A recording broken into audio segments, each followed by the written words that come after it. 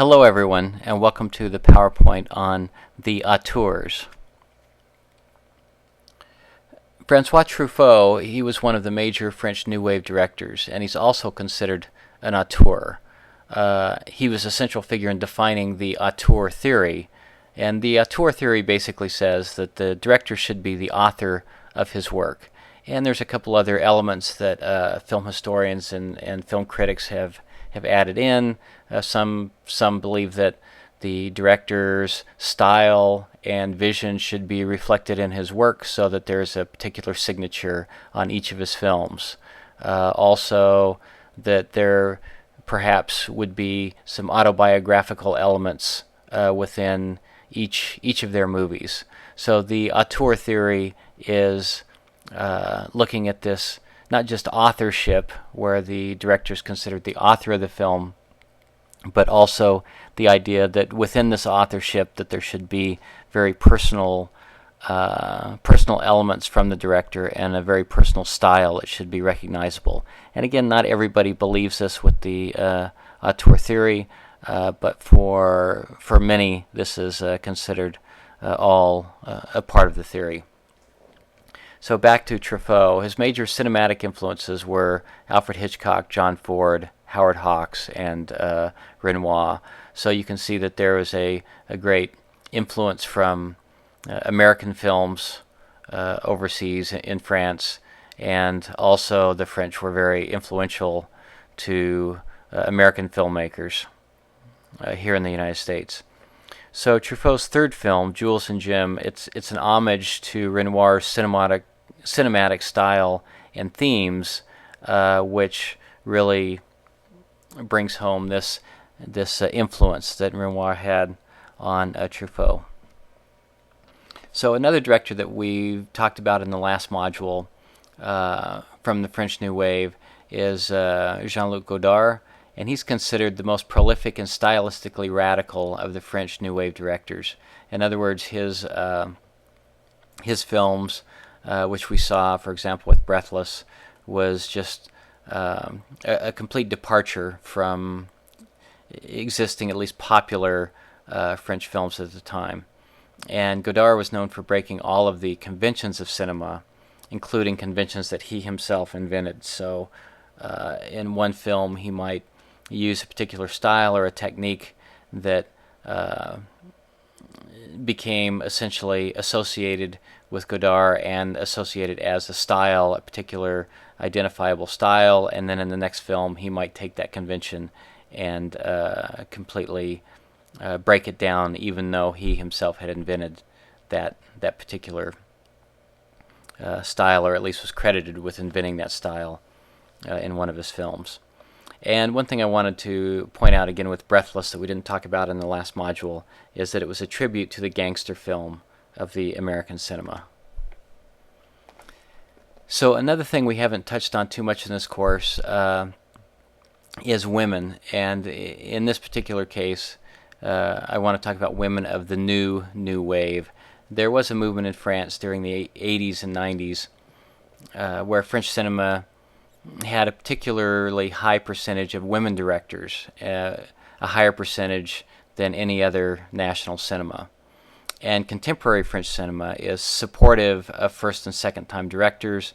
Approximately 1/3 of feature films made are from first time directors, and this is essentially unheard of in the United States. Obviously every director has to be a first time director at some point, but basically with the blockbuster style movies that are predominant now in the United States, studios don't want to risk the big dollars, the big expense of a major motion picture on a first or second time director, somebody without a track record. So it's just done a lot less in the United States. And filmmaking in France is more driven by art than by economic issues. So there's a more liberal approach to using first-time filmmakers, and especially to using women filmmakers, which gives them a better chance to work at the highest level in the cinema industry. So another auteur that I wanted to talk about is Federico Fellini. And Fellini began his career as a screenwriter, as an Italian neorealist screenwriter, as a matter of fact. So we studied Italian neorealism in the last unit, and Fellini began his career as a writer within that genre. And his early films were very much influenced by neorealism because of this. His film La Dolce Vita was his initial experience in widescreen production and established him as an early master of the form. Fellini was known for very strong visual imagery, strong imagery with characters, character faces, etc. His film 8½" has autobiographical undertones and reveals the struggles in the life of a filmmaker. And I have a clip set up later on in the unit for you to watch, a clip from 8½".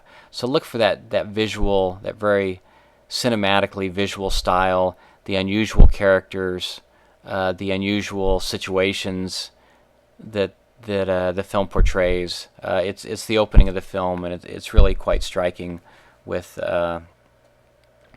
unusual images. So another auteur is Michelangelo Antonioni, and Antonioni was Italian, so he was originally a neorealist, since that was the period where he began making films. His first full-length feature film, during his first full-length feature film, his sensibilities changed, and he became known as a master of mise-en-scène. And mise-en-scène is essentially all of the action that happens within the frame. So it's not relying on the photography, the cinematography, but it's creating a world within the frame using props, costume sets, with actors, with actor blocking the action of the actors, etc. And his film La Avventura, The Adventure, synchronizes film time with real time. In other words, every scene plays out on screen in the same amount of time it would take in real life, even though the film was being edited.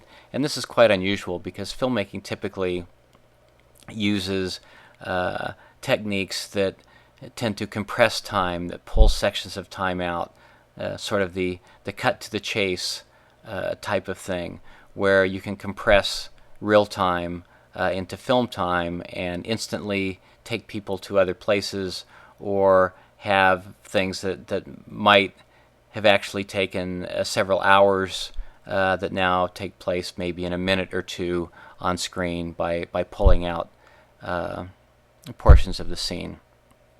And Antonioni's film Blow Up is also known for its symbolic use of color.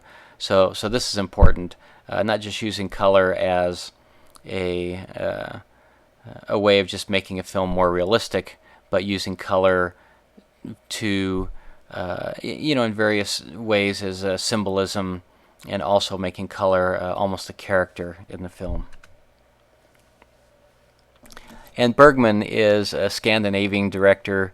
I do have a clip from Ingmar Bergman, an interview clip, which gives his perspective on filmmaking. And Bergman was originally trained in theater and opera, so you can see that influence in his films. Another unusual thing about Bergman is he wrote his films as novels, then adapted his novels for the screen. So whether the novel was published or not, he might have intended it to be a film all along, but he would originally write it as a novel and then adapt it. And this is unusual, quite unusual for filmmakers, because typically if they're going to make a film, they write a screenplay from the beginning, rather than going through the extra step of writing it as a novel. And for Bergman, his films explored themes of loneliness, alienation, and the sheer difficulty of being alive. So he might have fit in another time within the German Expressionism movement, but his films aren't quite that morbid and dire, but still the characters are typically characters who are alone, who are lonely, and are living in a world that doesn't necessarily recognize them or value them. So two of Bergman's masterpieces are The Seventh Seal and Wild Strawberries, both extraordinary films that if you haven't seen, you should try to make it a point to see these films. So another thing to talk about is surrealism.